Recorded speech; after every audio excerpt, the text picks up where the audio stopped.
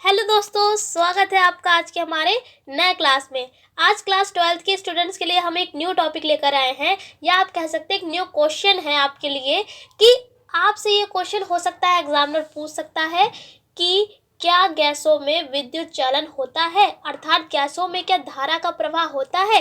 धारा का प्रवाह मतलब क्या है, क्या गैसों में करंट आती है। तो आप क्या कहेंगे, गैसों में विद्युत चालन नहीं होता है। सामान्यतः बच्चे यही कहेंगे। तो लेकिन अगर हम इस बात को अच्छी तरीके से आपको समझाएं तो सामान्य रूप से अगर आपको बताएं तो गैसों में विद्युत चालन नहीं होता है।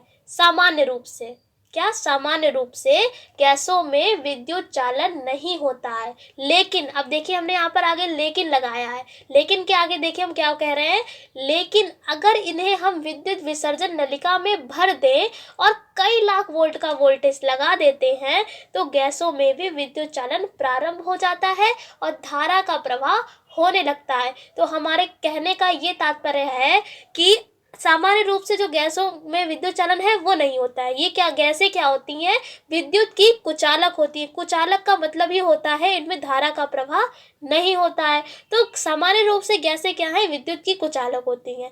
लेकिन अगर हम इन्हें विद्युत विसर्जन नलिका में भरते हैं और कई लाख वोल्ट का वोल्टेज लगाते हैं तो गैसों में भी विद्युत चालन प्रारंभ हो जाता है और धारा का प्रवाह चिंगारियों के रूप में होने लगता है। यानी चिंगारियों के रूप में जो धारा है वो प्रवाहित होने लगती है।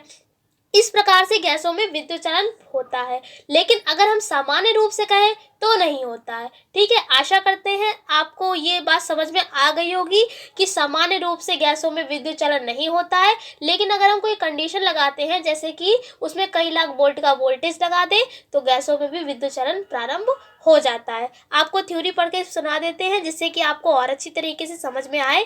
देखिए, हमने यहाँ पर लिखा है कि सामान्य दाब पर सभी गैसें विद्युत की कुचालक होती हैं। अर्थात जितनी भी गैसें होती हैं वो सामान्य दाब पर क्या होती है, विद्युत की कुचालक होती है। कुचालक का मतलब ही होता है जिसमें धारा का प्रवाह ना हो।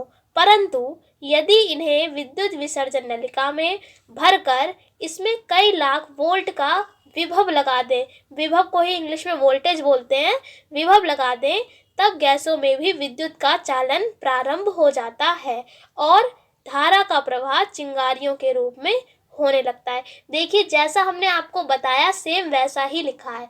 आशा करते हैं ये आपको समझ में आ गया होगा कि गैसों में विद्युत चालन होता है या नहीं होता है। चैनल पर नए हैं तो चैनल को सब्सक्राइब कर लीजिए, क्योंकि ऐसे ही इंपॉर्टेंट टॉपिक क्लास 12 से रिलेटेड हम लाते रहते हैं।